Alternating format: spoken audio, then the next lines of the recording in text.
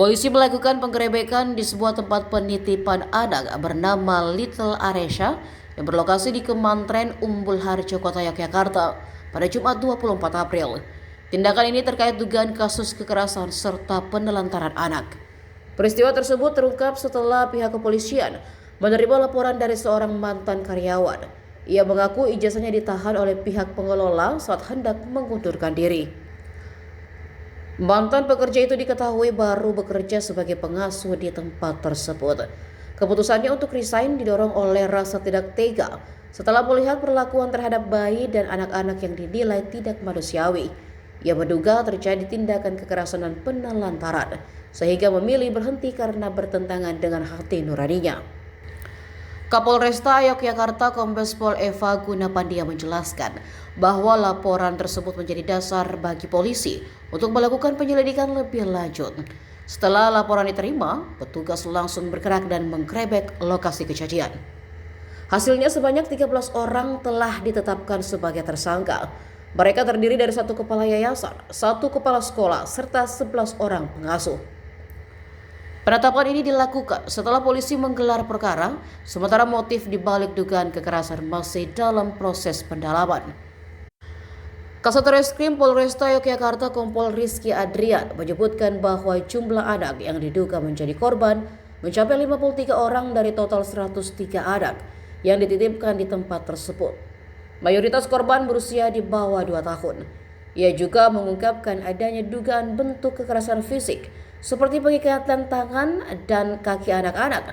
Polisi saat ini masih terus mendalami kasus untuk mengungkap fakta lebih lanjut.